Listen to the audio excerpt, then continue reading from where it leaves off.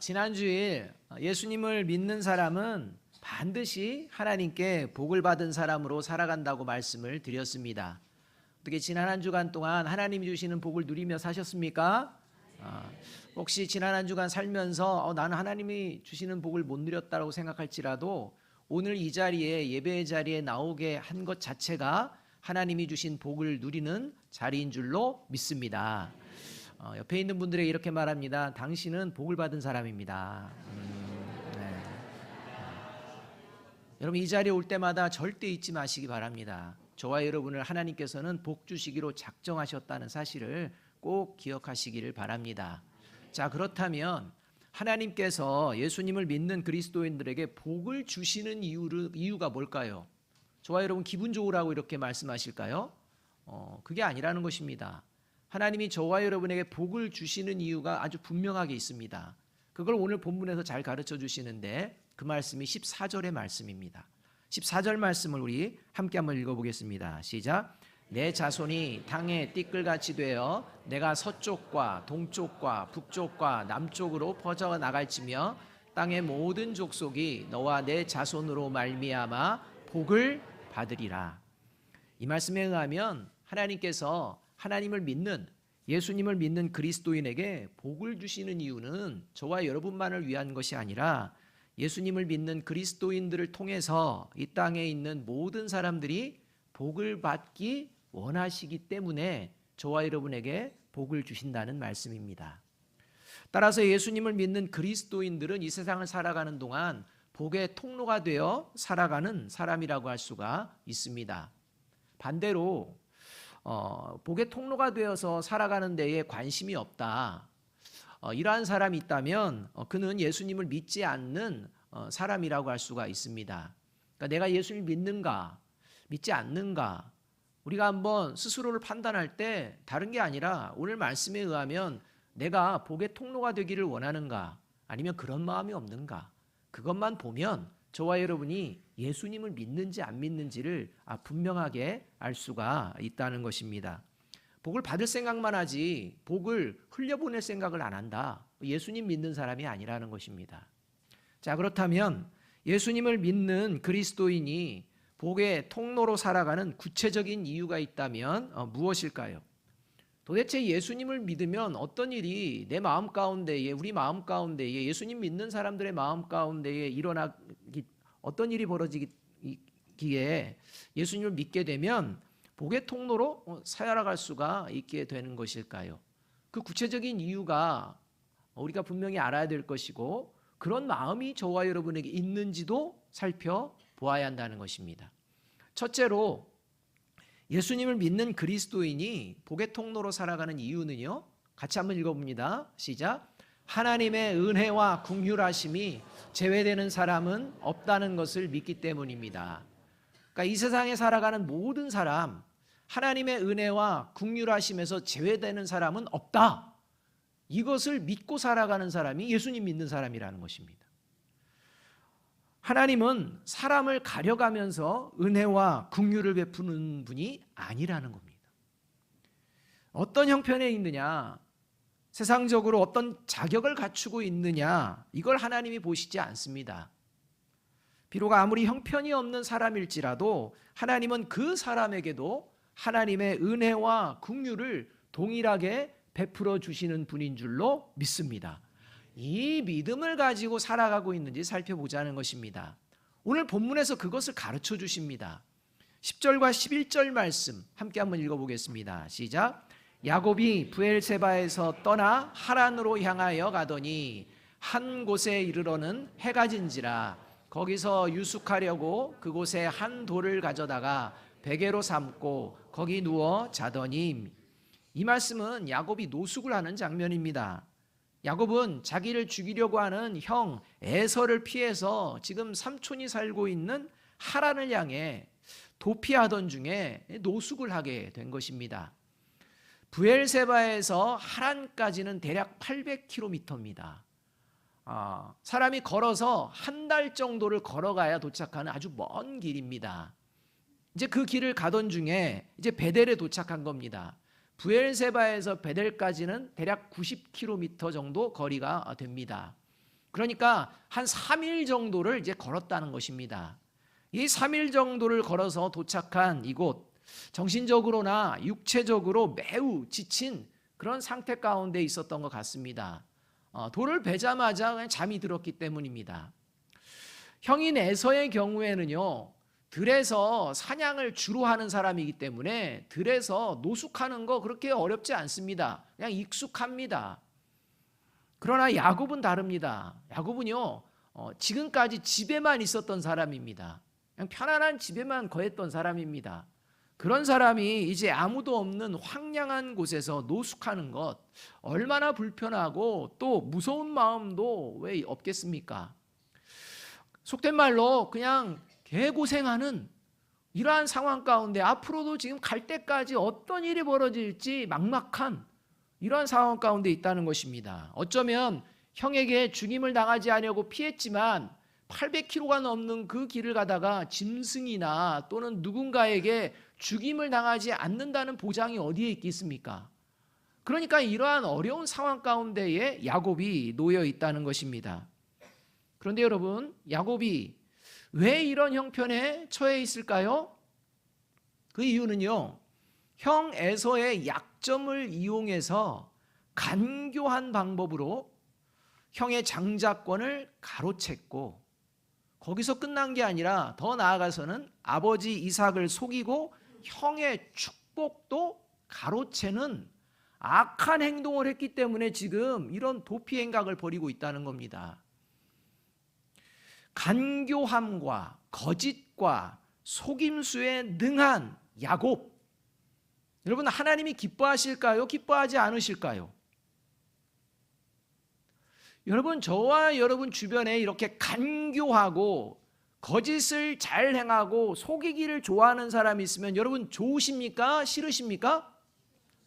이건 대답을 잘 하시는데, 자, 하나님은 간교하고 거짓과 속임수에 능한 사람 좋아하실까요? 싫어하실까요?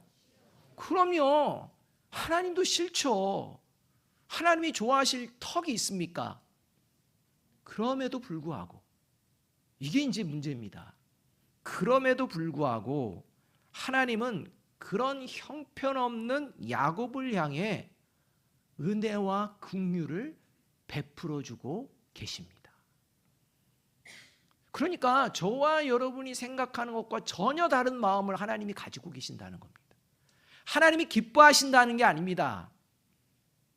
하나님께서 모든 사람을 향해 대할 때 어떤 마음을 먼저 가지고 계시느냐, 날 기쁘게 하느냐 안 하느냐, 이게 아니라 먼저 하나님은 모든 사람들에게 은혜와 긍휼을 베푸시기 원하는 하나님이신 줄로 믿습니다. 그래서 이렇게 악한 모습을 하고서 도망가고 있는 야곱을 향해 하나님은 이렇게 이제 꿈속에서 말씀을 해주시는 것입니다. 12절과 13절 말씀입니다. 꿈에 본즉 사닥다리가 땅 위에 서 있는데 그 꼭대기가 하늘에 닿았고, 또 본즉 하나님의 사자들이 그 위에서 오르락 내리락 하고, 또 본즉 여호와께서 그 위에 서서 이르시되 나는 여호와니 너의 조부 아브라함의 하나님이요 이삭의 하나님이라. 내가 누워있는 땅을 내가 너와 내 자손에게 주리니. 이 말씀은 야곱이 꿈속에서 하나님을 만났다는 겁니다. 그리고 하나님의 약속의 말씀을 들었다는 것입니다. 하나님이 꿈속에 나타나서 난 너 같은 형편없는 존재하고는 내 상관하고 싶지가 않다. 너하고 같이 있고 싶지도 않다. 이렇게 말씀하신 게 아닙니다. 너 이러이런 잘못을 해가지고 이 지경에 있지, 꼴 좋다, 이런 말씀도 하지 않으십니다. 오히려 격려와 축복의 말씀을 해주시는 것입니다. 여러분, 이게 이해가 갑니까? 근데 이게 하나님의 마음이라는 것입니다. 여기서 중요한 단어 중 하나가 하늘과 땅을 잇는 사닥다리입니다. 여러분, 예를 들어서 1층짜리 단독주택에 있는 분들이 지붕에 올라간다고 생각해 봅시다. 다른 길로는 올라갈 수 없습니다. 근데 지붕 수리를 해야 됩니다. 올라가야 됩니다. 그러면 뭐가 있으면 됩니까? 사닥다리가 있으면 됩니다. 여기 있는 조명을 고쳐야 됩니다. 뭐가 있어야 될까요? 사닥다리와 같은 사다리 차가 있든지 뭐가 있으면 됩니다. 그러니까 지금 하늘과 땅을 잇는데 필요한 게 뭐냐? 사닥다리라는 것입니다. 이게 아주 중요한 용어입니다. 이 사닥다리가 없으면 하나님과 만날 수도 없고 하나님이 주시는 복을 받을 수도 없다는 것입니다. 이걸 먼저 보여주시는 것입니다. 따라서 이 말씀은 비록 간교함과 거짓과 속임수에 능한 야곱이지만 하나님은 먼저 어떤 마음을 가지고 계시느냐? 하늘과 땅을 잇는 사닥다리를 통해서 친히 야곱을 만나주시고 야곱에게 은혜와 긍휼을 베풀어 주시기를 원하시는 분이시다라는 것을 보여준다는 것입니다. 여러분, 이것은 저와 여러분에게도 예외가 아닌 줄로 믿습니다. 이것은 이 땅에 존재하는 그 어떤 사람에게도 예외가 아닌 줄로 믿습니다. 저와 여러분이 좋아하든 싫어하든 그 사람이 어떤 사람이냐 관계없습니다. 하나님의 은혜와 긍휼은 오늘도 모든 사람을 향하고 있는 줄로 믿습니다. 이 하늘과 땅을 잇는 사닥다리, 하나님을 만나고 하나님의 은혜와 긍휼이 베풀어지는 사닥다리, 그것이 바로 예수님입니다. 그래서 여기는 예수님을 예표하고 있는 장면이라는 것입니다. 지금부터 4천여 년 전 형편없는 존재였던 야곱을 향해 베풀어 주신 하나님의 은혜와 긍휼이 4천여 년이 지난 바로 오늘도 예수님을 통해 모든 사람들에게 예외 없이 베풀어지고 있는 것을 믿으며 살아가는 존재, 그가 바로 하나님의 복을 받은 자요 하나님의 복의 통로로 살아가는 자인 줄로 믿습니다. 왜냐하면 하나님의 말씀을 듣고 믿고 있기 때문입니다. 그 약속의 말씀을 누가 해주셨느냐? 예수님이 직접 해주셨습니다. 그래서 요한복음 1장 51절과 3장 16절에서 예수님이 직접 이렇게 말씀해 주시는 것입니다. 함께 한번 읽어봅니다. 시작. 또 이르시되 진실로 진실로 너희에게 이르노니 하늘이 열리고 하나님의 사자들이 인자 위에 오르락 내리락 하는 것을 보리라 하시니라. 하나님이 세상을 이처럼 사랑하사 독생자를 주셨으니 이는 그를 믿는 자마다 멸망하지 않고 영생을 얻게 하려 하심이라. 하나님이 이 땅 가운데 독생자를 보내신 이유는 하늘과 땅을 잇는 사닥다리가 되시는 예수님을 통해 모든 이들이 하나님의 은혜와 긍휼을 받고 구원에 이르기를 원하시기 때문인 줄로 믿습니다. 이 마음이 예수님을 믿는 사람들에게 있다는 것입니다.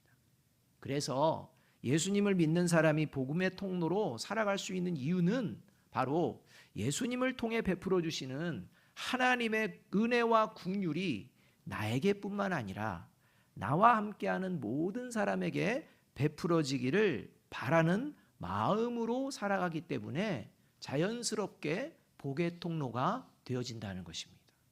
저와 여러분은 이번 한 주 어떤 마음으로 살기를 원하십니까?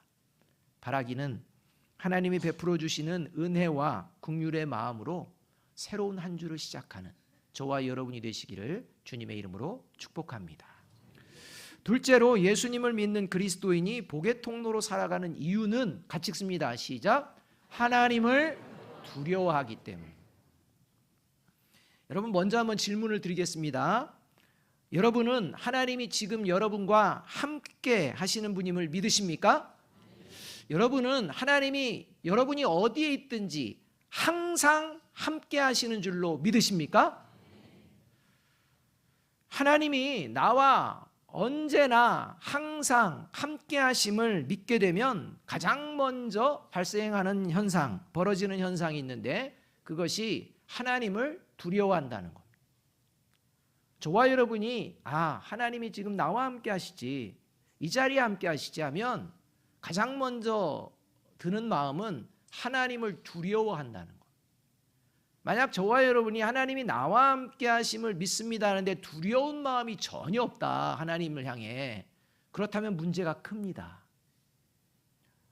그렇기 때문에 저와 여러분이 하나님이 나와 함께 하심을 믿을 때 두려운 마음이 생기는지 살펴보는 것은 매우 중요합니다. 16절과 17절 말씀 우리 함께 한번 읽어보겠습니다. 시작. 야곱이 잠이 깨어 이르되 여호와께서 과연 여기 계시거늘 내가 알지 못하였도다. 이에 두려워하여 이르되 두렵도다. 이곳이여 이것은 다름 아닌 하나님의 집이요 이는 하늘의 문이로다 하고. 이 말씀은요, 꿈속에서 야곱이 다시 가나안 땅으로 돌아갈 때까지 어디로 가든지 야곱 너와 함께하겠다, 지켜주겠다, 하나님이 약속하실 때 꿈에서 깬 야곱의 반응입니다. 여러분, 꿈에서 내가 너를 어디로 가든지 지켜줄게, 보호해줄게, 그리고 가나안 땅으로 다시 돌아오게 해줄게, 항상 너와 함께할게 라는 이야기를 들으면 여러분 기분이 좋습니까? 안 좋습니까? 기분이 좋죠. 네 자손 복되게 하고 네 자손을 통해 모든 민족이 복받게 할 거야. 여러분 이 말하고 끝까지 내가 지켜줄게 하면요 기분이 얼마나 좋습니까? 근데 이 야곱의 반응은 의외입니다. 그 마음에 뭐가 생겼다? 두려움이 생겼다는 겁니다. 두려움이 생긴 이유를 야곱은 아주 분명하게 이야기합니다. 아무도 없다고 생각했던 그 들판, 그곳에 누가 함께 하신다? 하나님이 지금 나와 함께 하시는구나. 이걸 깨닫는 겁니다. 그러면서 두려움이 몰려오는 것입니다. 그리고 기약 없이 도피하고 있는 자신을 향해서 다시 가나안 땅에 돌아올 수 있는 유일한 방법도 하나님이 가르쳐 주시는데 하나님이 함께 하시기 때문이다 이 말입니다. 여러분, 하나님이 함께 하신다는 것은 야곱도 하나님과 함께 해야 될까요? 아니면 하나님과 함께 하기를 거부해야 될까요? 함께 해야죠. 그러니까 하나님이 함께 하실 때 돌아오게 된다면 야곱도 함께 해야 됩니다. 여러분, 이런 이야기를 들으면서 내가 다시 이 땅에 돌아오려면 하나님과 함께 해야 되는구나 라는 생각을 하며 두려움이 몰려들었다는 것입니다. 여러분, 야곱이 왜 두려움이 몰려왔을까요? 그의 15절 상반절의 말씀, 그 말씀 가운데 그 단초가 있습니다. 15절 말씀 함께 한번 읽어보겠습니다. 시작. 내가 너와 함께 있어 내가 어디로 가든지 너를 지키며 너를 이끌어 이 땅으로 돌아오게 할지라. 자, 여기서 중요한 단어가 이 땅으로 돌아오게 할지라입니다. 하나님께서 네가 어디로 가든지 너와 함께 내가 있어줄게, 그리고 너를 지켜줄게, 근데 너를 이끌어서 이 땅으로 돌아오게 할게 라는 겁니다. 여러분, 하나님께서 야곱을 지금 도피를 하고 있는 야곱을 향해 이 땅으로 돌아오게 해줄게 이렇게 말씀하는데, 지금 야곱을 가나안 땅에 두고 지키고 보호할 능력이 없어서 그럴까요? 자, 하나님께서 지금 에서의 그러한 동생을 죽이려고 하는 그 분노를 하나님이 감당할 수가 없어서 도망가는 야곱, 일단 도망가라. 내가 여기 있도록 너를 지켜주지는 못해. 그러니까 도망가라. 그리고 나중에 뭐 때가 되면 내가 너를 이렇게 이끌어줄게. 그래서 능력이 없어서 지금 하란으로 가게 하시는 걸까요? 아니라는 겁니다. 그러니까 하나님께서 너를 이 땅으로 돌아올게 라는 것은 지금 야곱이 무엇 때문에 하란으로 도망가고 있는지를 하나님이 알고 계신다, 모르고 계신다? 알고 계신다는 거예요. 그게 두려운 겁니다.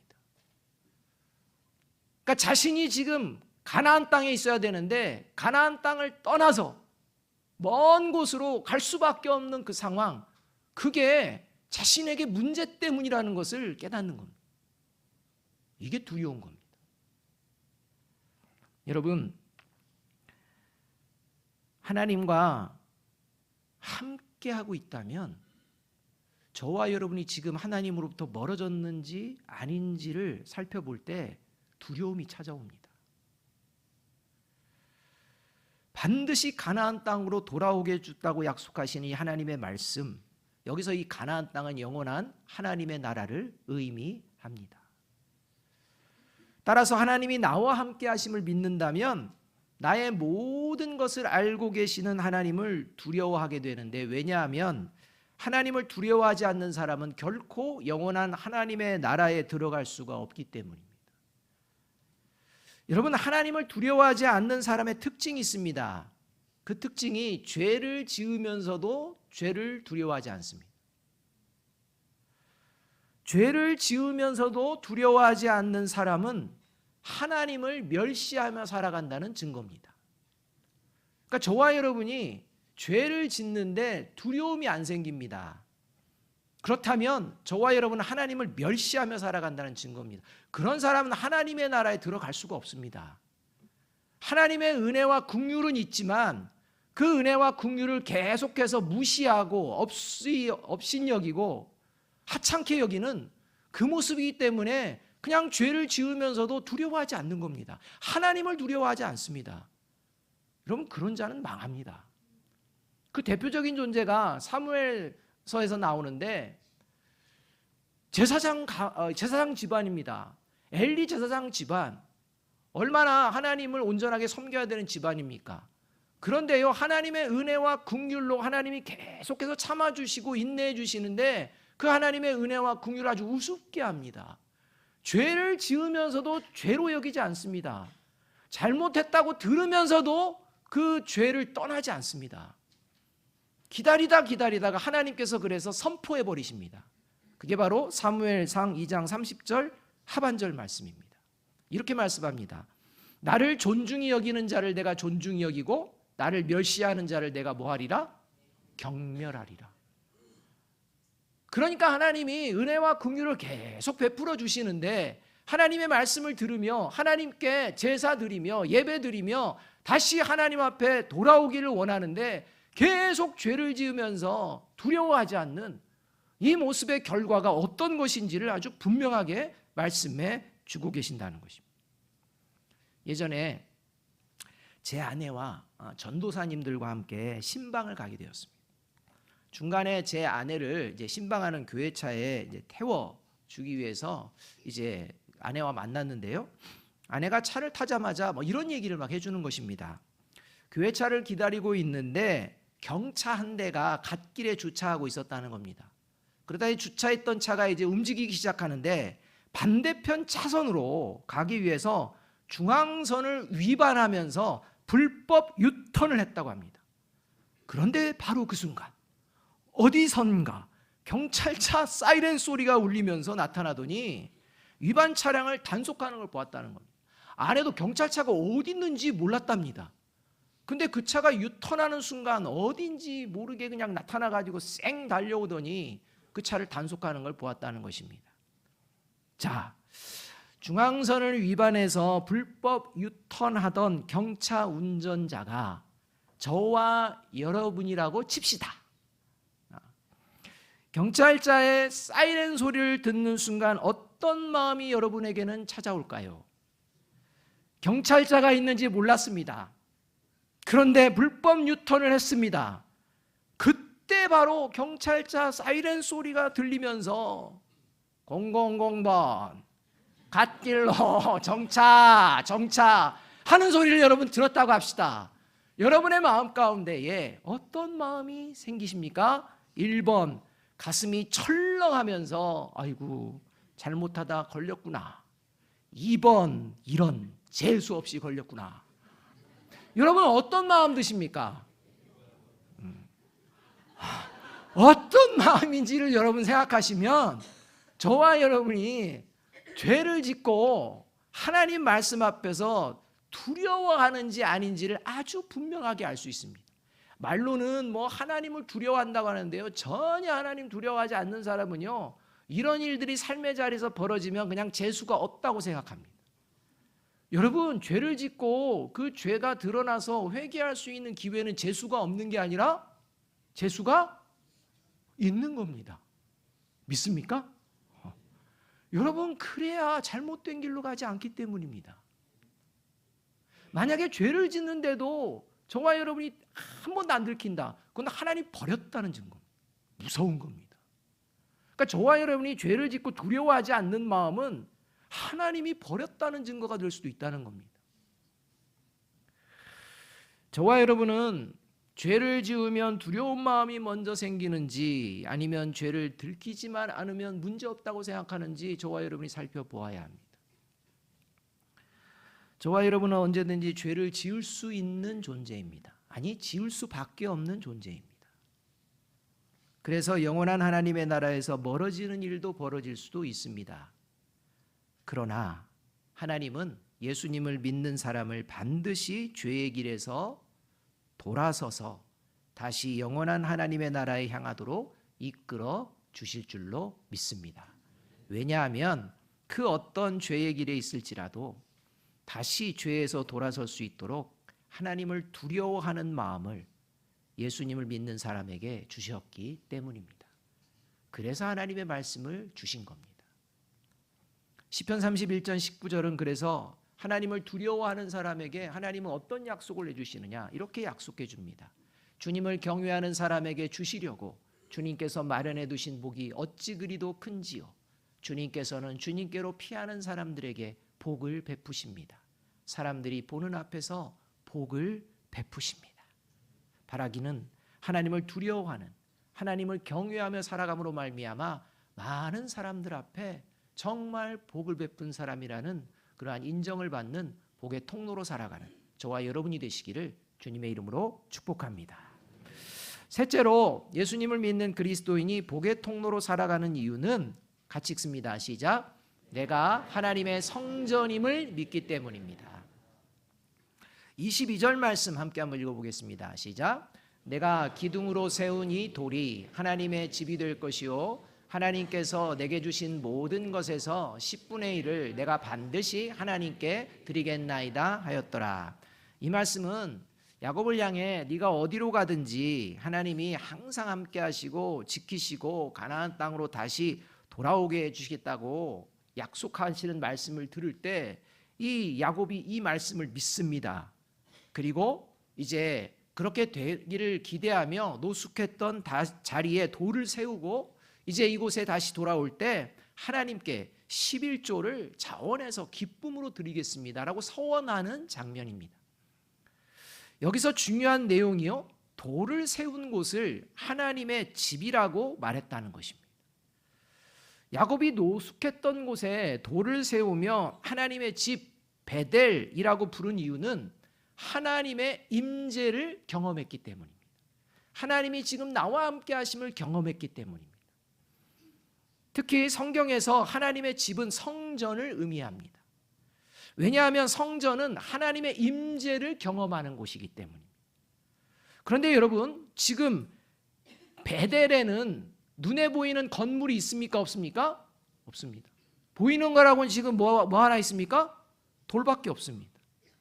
그러니까 지금 세워놓은 돌 보면서 건물이 아닙니다. 근데 이걸 보면서 하나님이 집이 될 것입니다. 하나님의 집입니다. 뭐 이런 얘기를 한다는 것입니다. 따라서 여러분, 분명히 우리가 기억해야 될 건 성전은 건물이 아니라는 것입니다. 성전은 하나님의 임재가 있는 곳이라는 겁니다. 그러면 하나님의 임재가 있는 곳이 어디일까요? 여러분, 이게 중요합니다. 또 하나님의 성전이라고 불리운 돌이 있는데 이 돌은 야곱이 노숙하던 장소에서 이렇게 쳐다보니까 내가 보기에 참 마음에 드는 돌 저기 있네 라고 해가지고 자기 마음에 드는 돌을 가지고 세워서 하나님의 집이라고 한 게 아닙니다. 어떤 돌을 가지고 하나님의 집이라고 합니까? 자기가 배웠던 돌, 배고 잤던 돌, 그 돌입니다. 그 돌을 배고 자다가 하나님의 임재를 경험했기 때문에 그 돌을 가지고 하나님의 집이다 이렇게 말합니다. 성지순례를 다녀오신 목사님으로부터 들은 얘기입니다. 성도들과 성지순례를 하던 중에 베델을 이제 방문하게 되었다고 합니다. 가이드와 함께 가서 이제 가이드가 여기 베델입니다 라고 얘기하자마자 성도님 중 한 분이 갑자기 주변에서 돌을 하나 찾더니만 돌을 땅에 놓고 뭐 했을까요? 베고 눕는 겁니다. 그 모습을 보고서 다른 성도님들 어떻게 했을까요? 그렇죠. 하면서 각자 돌을 찾아가지고 돌을 놓고 다 같이 벌어덩 누워서 베고 눕는 그런 일이 있었다는 것입니다. 여러분, 그 베델에서 돌을 베고 누운 그 성도님들 무슨 생각했을까요? 여러분 같으면 무슨 생각하셨겠습니까? 여러분 4천여 년 전 베델에서 야곱이 돌을 베고 누운 것, 4천여 년이 지난 오늘 삶의 자리에서, 아니 베델에서 성지순례하던 성도들이 돌을 베고 누운 것, 그것이 의미하는 것이 무엇인지를 베드로전서 2장 4절 5절이 아주 잘 가르쳐 줍니다. 이렇게 말씀합니다. 사람에게는 버림바가 되었으나 하나님께는 택하심을 입은 보배로운 산 돌이신 예수께 나아가 너희도 무엇같이? 산 돌같이 신령한 집으로 세워지고 예수 그리스도로 말미암아 하나님이 기쁘게 받으실 신령한 제사를 드릴 거룩한 제사장이 될지니라.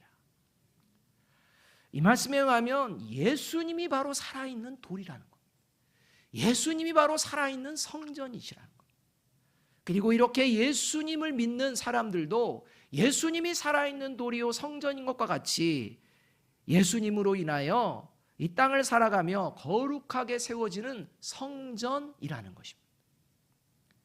그래서 고린도전서 3장 16절과 17절도 이렇게 말씀해 주는 것입니다.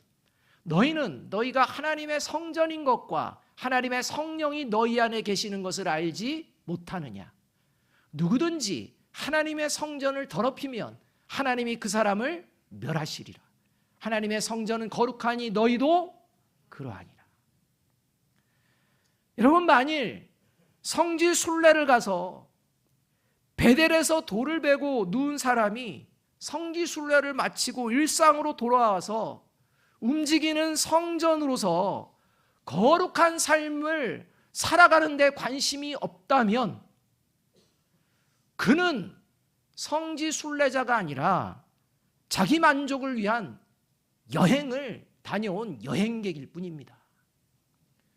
여러분, 우리 한국교회 공동체가 얼마나 많은 성도들이 성지 순례를 다녀왔습니까? 여러분, 그렇다면 우리나라는 더욱 거룩한 나라가 되어야 할 줄로 믿습니다. 근데 그 거룩을 우리 한국교회 공동체가 성도들이 바르게 보여내고 있습니까? 이것을 생각할 때 성지를 순례하는 게 아니라 자기 만족을 위해서 그저 여행을 다녀온 여행강만 넘치는, 그리고 또 여름이 되면 또 가겠노라고 하는 이런 일들이 벌어지고 있는 것은 아닌지 돌아보아야 합니다. 여러분, 성지순례가 중요한 게 아닙니다. 성지순례보다도 더 중요한 것은 바로 저와 여러분이 오늘 이 예배의 자리에 있다는 것입니다.